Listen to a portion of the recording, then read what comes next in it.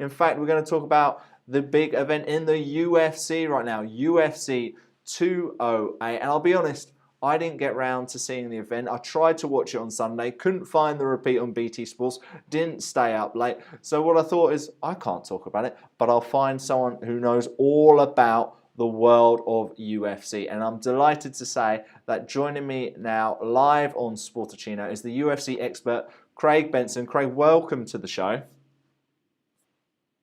I'm doing very well. Really good to have you on this morning. You watched UFC 208. I missed it. What did I miss, Craig? What were the real standout moments for you? Well, I think it was a bit of a complicated card, to be quite honest with you. On paper, the card looked absolutely fantastic. They put together some great matchups. Sean Shelby doing a really fantastic job. But in reality, when it got round to it, the card unfortunately failed to deliver in many ways. And one of the most significant ways being that, being the four-time round, the UFC travelling to New York, the card suffered quite significantly from the lack of experience of some of the fight officials, which I'm sure we'll talk a little bit more about when we talk about fight specifically. But overall, you know, it was an okay card. There was some particularly good fights, all but one going to a decision. So for the casual fan, you know, maybe not as exciting as they were hoping for seasoned fans or for hardcore fans, you know, I can understand and imagine they appreciated the card a lot more. So one of the big matches which were there, the main event, was Germaine de Randamie beating Holly Holm by unanimous decision. Of course, Holly Holm had that amazing win over Ronda Rousey just a couple of years ago. Hasn't won since then, but this went to a unanimous decision. Was that the right call, do you think, Craig? Well, as I just said, I think a lot of the most controversial part of the event was the call on the Holly Holm and de Randamie fight. You know, this division's been created in essence for one woman, and that's Justino Christine Cyborg Santos. And she's one of the three women in the division at the moment that didn't actually fight on the card.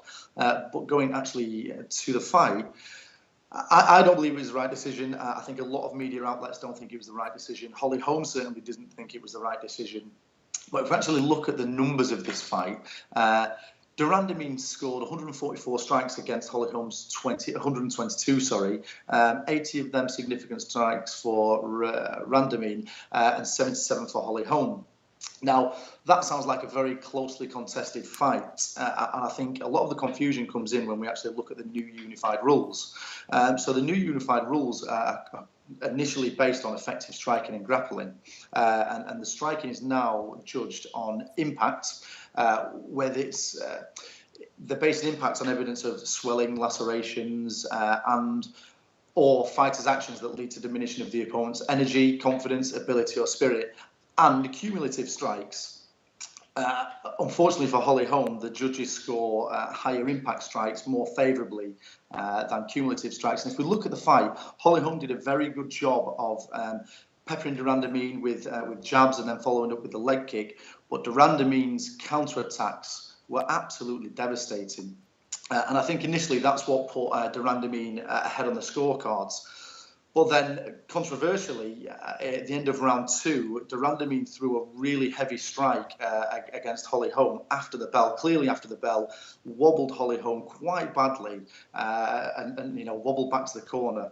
We don't know how badly Holly Holm was hurt. She came out in third and she was clearly still finding her feet for the first minute of that round. Now, in any normal circumstance, the judge should take a point for that. You know, it was a blatant foul. He didn't, he just gave de Randamie a warning.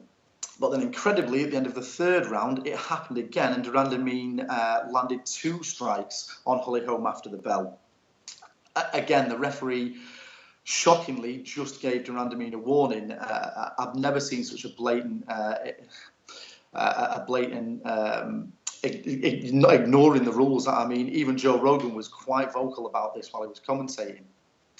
The eventual score was 49-48, I believe it was, for de Randamie. Now, that score for me was accurate. If they were then to take the point deduction away, which should have happened, the fight was a draw. And for me, the best outcome of this fight, with the division being so small, with there only being 3 fighters within there at the moment, the draw could have been, or would have been, the best outcome for the UFC to do a rematch. So Again, a lot of people are blaming this on the experience of the officials in New York because it's only the fourth time round there. Obviously, we all know UFC was only made legal in New York very recently. For me, that's not acceptable. It's a combat sport. There's opportunity for fighters to get significantly hurt, and which was evident with Holly Holm getting tagged at the end of the second round. So no, I don't believe the decision was right. I believe the decision should have been a draw. That was the right decision. So the question is, where do the UFC go from here? We'll have to wait and see on that one. Let's move on to the rest of the card. There was also some controversy over Anderson Silva's victory over Derek Brunson. What happened there, Craig? For me, there was no controversy around the actual refereeing of the fight. It certainly was the judging at the end of the fight. Again, two guys, two fantastic strikers, came in, kept the fight on the feet. I think, again, if we go back to the numbers, well, this one, the margin's a little bit greater. Brunson landing 188 strikes on Silva, and Silva only landing 54 strikes. Now, we know Anderson Silva's one of the world's best counter-strikers. And I think that a lot of particularly casual fans, again, might not be looking at the new unified rules, because it was clear during the fight that Anderson Silva did land the more impactful strikes, the strikes that would have much more of an effect on finishing the fight. But even I scored this fight for Brunson, and the strike differential was absolutely huge. There was a lot of controversy, like you say, around the decision. Anderson Silva's a big name. I'm not saying that holds any weight with the judges, but if we just look at the numbers for this fight, on paper, Brunson should have took away a clear-cut victory.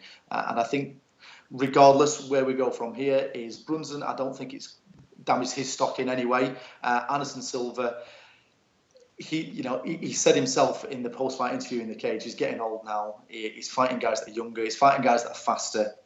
I don't think he's interested in a title shot. He's made it very clear he's only in there for the love of the sport, which is great. And that's an opportunity for Sean Shelby to look at for some fantastic matchups that might not have title implications, but are going to prove really entertaining. There are some great matchups on the card, in the division. We've seen many people over the last couple of years be subject to poor decisions, and unfortunately, again, this is another one of them. And to Derek Brunson, unfortunately, it's another loss on his record that maybe shouldn't have been a loss. And there was no controversy between Ronaldo Souza and Tim Boetsch. Souza winning by a Kimura there. He was pretty strong favourite going into this fight anyway. Are we expecting a title challenge next for Souza? Yeah, absolutely. And I think one thing to mention as well is a lot of people were a little bit surprised when this fight got put on. Tim Boetsch, not high in the rankings. But let's not forget, Tim Boetsch is a very, very tough opponent. He's very hard to put away. He's coming off a decisive KO of Rafael Natal. So actually, Sean Shelby, again, did a great job. It was a good fight to put on. What we did, we did expect Jacare Souza to win this fight. It only took him 2 takedown attempts to get the fight to the ground. And once it was there was absolutely no question. He smothered Tim Boetsch, past every single opportunity that he had. And he locked up that Kimura very, very quickly. And Tim Boetsch had no choice but to tap. Yeah, and I think it's been unfortunate for Jacare Souza recently. He's been at the top of the division for quite some time. Obviously, we've got Michael Bisping, Luke Rockhold, Chris Weidman, Yoel Romero. There's a lot of good fights at the top of this division, chomping at a title shot and trying to take away from Michael Bisping. I do think Jacare Souza has been sidelined unfairly. That's just my opinion over the last 6 months. One good thing to note about him, though, is that he's made it quite known that he's not willing to wait on the sidelines. If a title shot's not going to come, then he's quite happy to fight somebody else. But for me, the fight that makes most sense is a rematch against Luke Rockhold, a rematch of their Strikeforce fight. And we can look at that as a number 1 contender fight, because if Jacare Souza carries on winning in more fights, I think it's going to be very, very difficult for the UFC to argue that he's next in line. Obviously, he lost a decision to Yoel Romero, so that's the right decision. But Luke Rockhold's only 1 fight removed from losing the title to Michael Bisping. So let's put them as a number 1 contender fight. When Yoel Romero and Michael Bisping have done their thing, let's put that fight on and see whether the title changes hands. Yeah, let's wait and see what happens there. It's been really good to get your thoughts this morning, Craig. Craig, just before you go, let us know how we can continue to follow you on any form of social media, please, and also anything else you'd like to promote, please. Well, I actually work very closely with Hooked on Events and Hooked on Wrestling. So, check out their Facebook page. Have a look. We've got a lot of events coming up. WrestleMania. So have a look. It's great fun. You won't regret it, I assure you. Yeah, that's fantastic, and I'll definitely try and get to one of them soon. Craig Benson, UFC expert from Hooked on Wrestling Events. Thank you so much for being on Sportuccino this morning. Thanks, Richard. Have a great day. You too.